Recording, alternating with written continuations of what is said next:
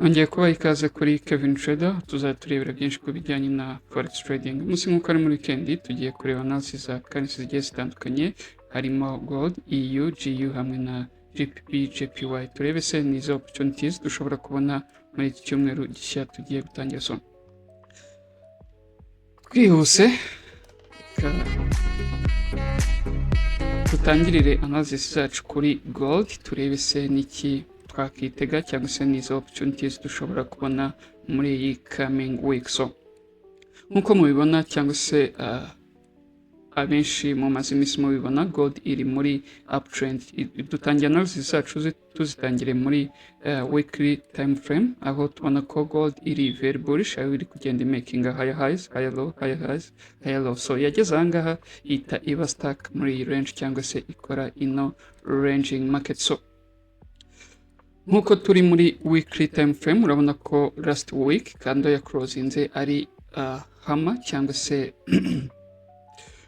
yerekana ko ishaka kumanuka hasi, irangije iramanuka iba rejected, igeze muri zino support. Navuga ko hari very strong support. So ese twakibaza this coming week Gold iri buze creating a week itikomeza ize kuzuza ino range yacu dufite hano hejuru. Nibyo tugiye kureba muri iyi video, icyo nagusaba urebe kugere ku musozo ko uri buze gusobanukirwa byinshi. So ino line yacu reka tuyihindure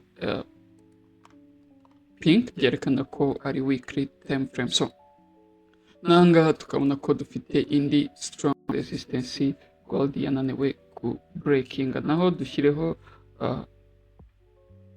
red box, ariko reka tuyihindure green kuko twerekana ko ari muri demand zone cyangwa se aho buyers bashobora kuba interested. So kanaha dushyireho red box, byerekana ko market anytime yahagera yaba rejected igasubira muri selling side. So kumva hari izo support and resistance twaca muri weekly time frame, ahubwo reka twigire muri daily time frame turebe hose byifashe bite, turebe n'izo opportunities dushobora kubona. So nk'uko mubibona no kuri daily time frame, urabona ko aho Gold iri muri ranging market, yose twavuga ko ari ranging market. Niyo mpamvu mwabonaga ko Gold mu minsi ishize yari sideways market, ntabwo yari yadecidinga which direction igomba kujyamo. So tugomba kurindira ko i-breakinga ino resistance yacu ikaba yakomeza hejuru, cyangwa se ikaba ya breakinga ikasubira hasi, cyangwa se hari nayo high chance ko ishobora kuzamuka kuri Monday ikaba yamanuka ikagera kuri ino strong resistance yacu dufite, ikahita iba rejected ikongera igasubira muri selling side. So which means ko Monday we have to be careful, tukareba niki market izatubwira cyangwa se niki izakora kugira ngo tube twabasha kubona opportunities. So reka tuhashyire support, byerekana ko ari daily support, ariko harimo support nyinshi kuri daily time frame. To be honest, you have to be careful kuko urabona nkaho impamvu ushyizemo support, urabona ko harimo rejection, waza ukabonamo indi rejection, wazama ukabonamo izindi rejection, which means ko hari strong support. Ese is it better to buy muri iyi zone cyangwa se tugomba kurindira ko ikora breakout? So ibyo byose nibyo turi bugende tureba kuri daily time frame, cyangwa usaba no kureba ino video ukagera ku musozo uri buze kuba wasobanukirwa icyo ugomba kurindira kuri Gold. So reka twigire muri 4-hour time frame, turebe se ho market iratubwira iki, cyangwa se ibyo twabonye muri daily time frame niko bimeze. Reka turindire turebe se ho byifashe bite. So twihuse, urabona ko muri 4-hour time frame urabona ko hari support cyangwa se strong support. Muri daily time frame urabonamo hari rejection, ukabonamo rejection, na left side ukagenda ubonamo izindi rejection. So to be honest, on Monday dushobora kubona ikintu kimeze gutya kuko market murambabwira ko igenda mu buryo butatu cyangwa se uburyo igenda mari gutya. Reka tugiye hano hejuru mbibereke tuvuge market nimba iri kujya muri uptrend ikora icyo bita rally igakora correction cyangwa se base ikongera ikamanukamo hasi igacreatinga zone ikongera igakora breakout ikongera igakora indi zone kugira ngo ikomeze hejuru. So nkuko ubibona aha market ya breakinze ino zone dufite aha ngaha iri very strong ihita ikomeza hejuru, which means ko ikeneye kuba ya creatinga range, yamara creatinga range igakora breakout cyangwa se itakoramo range ikaba yamanuka igatestinga ino support yacu cyangwa se igatekinga support ikahita iba rejected kugira ngo ikomeze hejuru. So ibyo nibyo bintu bibiri tugomba kwitega kuri gold ndebeye muri 4 hour time frame kuwa mbere, ariko naha reka dushyiremo green box byerekana ko hari strong support market anytime yahagera ikaba rejected igakomeza muri buying side. Bahindure green.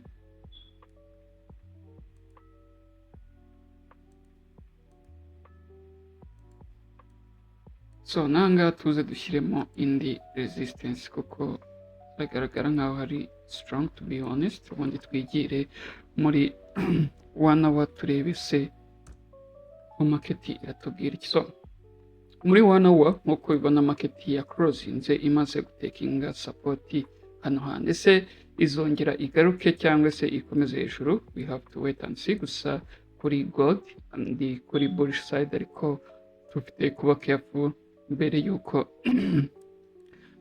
taking a trade cyangwa se tubona buy kuri gold.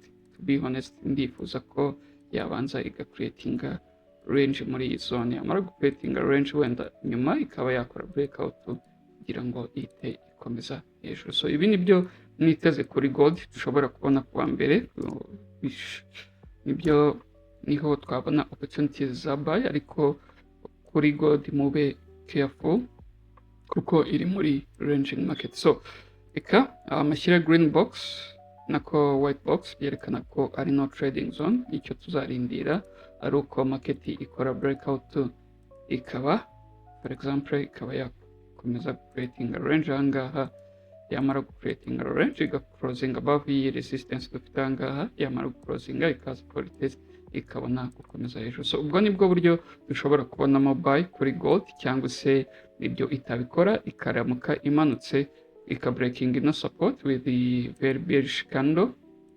warindira ko iba rejected kuri support ikabona gukomeza hejuru. So izo nizo two opportunities twarindira kuri gold kuwa mbere, gusa muzarindire mubone strong confirmation kugira ngo mwe mwatekinga buy. Naho kugera kuri support ndahabona ko ari support iri very strong, gusa bifite chance nkeya kuko for now market yerekana very bullish. Kumanuka for correction here I think ko bifite amahirwe make. So twihuse reka tujye no kuri EU turebe se byifashe bite, ni iki market iri kutubwira cyangwa se ni izo opportunities dushobora kubona kuri EU. So dutangirira no research muri daily time frame, tugende tumanuka turebe se ni iki kuwa mbere twakitega kuri EU. Se nkuko tubibona ko iri muri very bullish, se izakomeza hejuru cyangwa se izahita iba rejected igeze muri support. So kamite nanashyira support yerekana ko hari strong support. Mba uri kuri buying side kuri euro USD you have to be careful kuko igeze muri range iri very strong. Se izaba rejected isubire muri selling side cyangwa se izakomeza muri buying side, we have to wait and see iki kizaba kuwa mbere.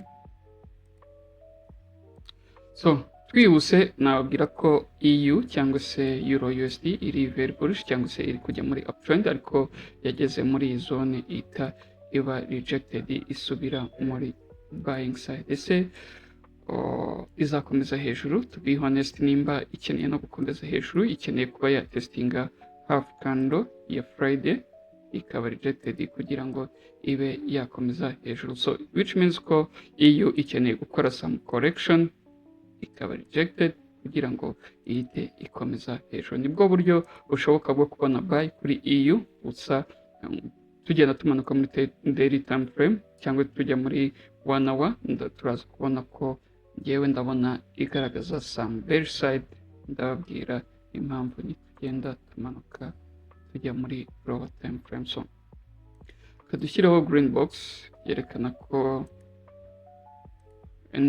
anytime market yahagera ikaba rejected igasubira muri selling side. So kumva zino support and resistance duciye kuri 1 hour zihagije aho nako kuri day time frame, ahubwo reka twigire kuri 4 hours turebe ko byifashe bite. So kuri 4 hours urabona ko market yacu yamanaginze ku breaking out of iyi range, breaking with very strong candle. Ese ahangaha twabonye ko hari strong support, market izabasha kuba breaking ikomeze hejuru, dore ko ahangaha tubona ko tunafite clean range cyangwa clean range, aho tubona ko dufite candles zabasha gutrendinga. Ni ukuvuga ngo market nihagera se izabasha gukomeza gutrendinga, ariko bizaterwa n'icyo market izaba. Ese izabasha ku breaking closing above iyi resistance cyangwa se izaba rejected isubire muri selling side. Ariko iramutse i-breakinze, to be honest, mfite opinion isa niyo kuri gold, nuko ibanza igacreatinga range, yamara gucreatinga range nyuma ikaba yabona gukora breakout kugira ngo ikomeze ize kuzuza ino range yacu dufite. Ariko uko bimeze biragoye ko iramutse closing above wakizera ko igiye gukomeza, hari amahirwe menshi ko yahita yongera ikaba rejected igasubira muri selling side. So you have to be careful, market ikabanza igacreatinga strong range kugira ngo ubashe kuba watekinga buy out. So reka twigire muri 1 hour kuko EU cyangwa se Euro USD ndabona nta support nyinshi ifitemo zo kuba twamakinga, wenda reka iyi ariyo twadjustinga ahangaha, iyi tuyizana aha n'ahangaha, wenda dushyiremo indi support. Impamvu ishyizeho support urabona ko kandi ya Friday hariho yabashije closinga ariyo yari imaze kuhaba rejected. Reka tujye muri 1 hour turebe hose market iri kutubwira iki, cyangwa se izo opportunities dushobora kubona adjusting aha. So kuri 1 hour uko mbibona hari high chance ko twakomeza kujya muri buying side, ariko kugira ngo dukomeze market ikeneye kuba 1 second, ikeneye kuba yabanza gucreatinga range ahangaha. Reka twigire muri 30 minutes. Gusa icyo nababwira ndi kuri buying side, ariko izaterwa n'icyo izabanza gukora. So kubibaza selling, naho selling irashoboka mu gihe wenda tuvuge market yakomeza kuba rejected kuri iyi support, iramutse ikomeje kuba rejected ikabreakinga ino support yacu ikahita iza kuyitestinga ikaba rejected, watekinga sell yawe ku buryo yaza kuzuza ino range yacu dufite ahangaha, kuko hari very clean candle, ni candle yari iya news I think on Friday, yari iya news I think ni NFP. So hari high chance ko yaza kuyikorectinga, ariko izaterwa nuko market is opening kwa mbere. So nizo opportunities ebyiri twakitega, sinzi nimba mwabashije kuzibona. Aha ni no trading zone yacu dufite kuri EU, kamahindure white box byerekana ko ari no trading zone.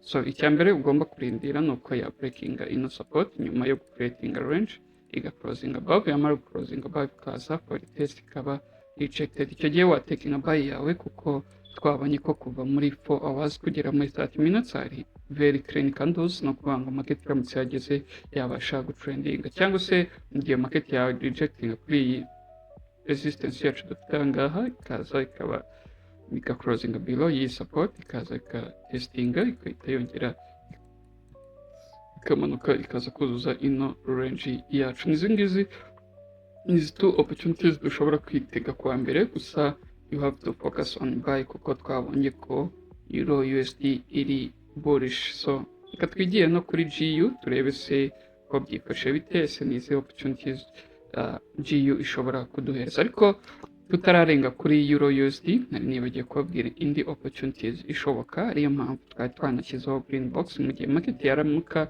imanutse kuri support ikaza ikaba rejected kuri support, watekinga buy yawe byaba biri very safe, kuko hari strong support haba kuri day time frame kugeza kuri 30 minutes. While taking a buyout, to be honest, iri very safe. Reka tujye no kuri GU turebe se byifashe bite. I think ko ntari kwihuta muri kugenda mubisobanukirwa, kuko guhera kuri gold, EU, GU byose bifite setup imwe, niyo mpamvu ntari kubitindaho cyane. Ibyo nabanje kubasobanurira neza kuri gold, nizera ko n'ibindi mwabashije kubyumva neza. So, kuri EU, kuri daily time frame, urabona ko yari kujya muri uptrend, aho yagendaga making a higher low, lower low, higher low, higher low, higher high, higher low, higher high, higher low, higher high, higher low. So navuga ko ahangaha itari reversal, just was technical correction, kuko birebye ahangaha urabona ko yabashije kugera ahangaha kuri iyi strong support ikahita iba rejected, ariko hari na clear confirmation ko hari high chance ko GU ishobora kuzakomeza muri buying side. Kanze gatoya ihindure yellow, byerekana ko ari daily time frame support.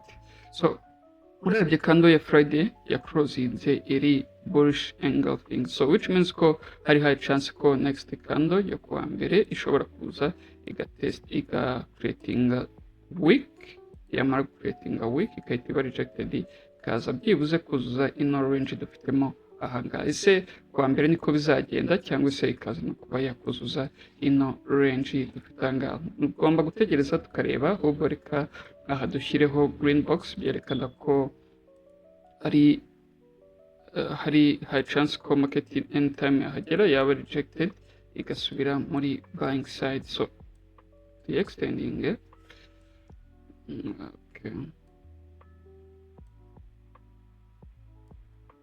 tuyihindure green. So nanga tuze dushyiremo support, ariko ndifuza ko nanamakinga half candle ya Friday. Hari high chance ko kandi yo kuwa mbere yaza kwa testinga, ubundi ikahita iba rejected igasubira muri buying side. So twigire muri 4 hours turebeho byifashe bite, ni iki market iri kutubwira, cyangwa se biri same no kuri daily time frame, kuko uko mwabonye ko currency hafi ya zose zifite same setup. I think ko byatewe na news zabaye kuwa gatanu. Reka tujye muri 4 hours. So muri 4 hours urabona ko dufite support kuri daily time nako kuri GU, urabona ko izi kanda eshatu zose zabashije kuba rejected hariya. Duhindure color, iyi tuyadjusting hano gutya. Okay, ubundi twibaze nimba hari indi support dufite hafi aha. Irahari gusa I think ko reka tuyashyire, harimo twa rejection twinshi. Urabona ko igerageje kuhagera ikaba rejected. Ubundi twigire kuri 1 hour turebe se kuwa mbere izakomeza hejuru. Gusa hari high chance ko kuwa mbere ya creating range ahangaha, cyangwa se iga creating a week ikahita flipping. Impamvu mvuga ko hari high chance, urabona ko yagerageje ku creating a range kuri 4 hours. So reka tujye muri 1 hour turebeho ifashe bite, nimba iriya range iri strong cyangwa se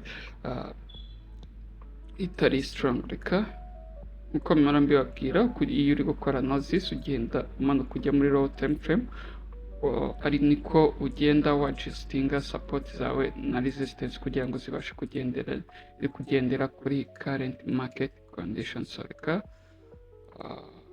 umva niyi aya adjusting hano hepfo, reka nakuremo, ahubwo ino green line yacu ariyo dushyira hariya. So ni ukuvuga ngo mu gihe GU yabasha kubreakinga, yaza gufiringa ino ntuza dufite ahangaha, ino week yacu dufite aha. Ubwo reka turebe se ni distance ingana iki, cyangwa se harimo pips zingahe, pips zaho ziri strong, cyangwa se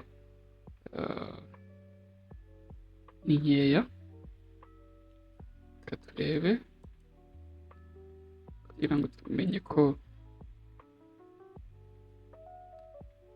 hari chance zo kubona buy, kuko akenshi iyo range itari strong cyangwa se okay 28 pips kuri GU ni izo ngizo, to be honest. Nimba uri scalper cyangwa se day trader, you can take trade yaba iri safe. Reka tujye muri 30 minutes turebe n'iki tugomba kurindira. So kuri 30 minutes icyo tugomba kurindira ni uko market yaza gukora breakout iyi support, ariko I think ko byaba byiza ari uko icrossing above iyi support, niyo twabona trade nziza. Gusa nimba uri muri buy kuri GU guhera kuwa mbere nako kuri Friday, to be honest, wa takinga buy yawe cyangwa se wa holdinga buy yawe, ukari stop loss at least ikaba below iyi support dufite ahangaha nashyizeho green, ariko targetinga hano hejuru. So biri very safe nimba uri muri buy. Abatarabashije kubona buy,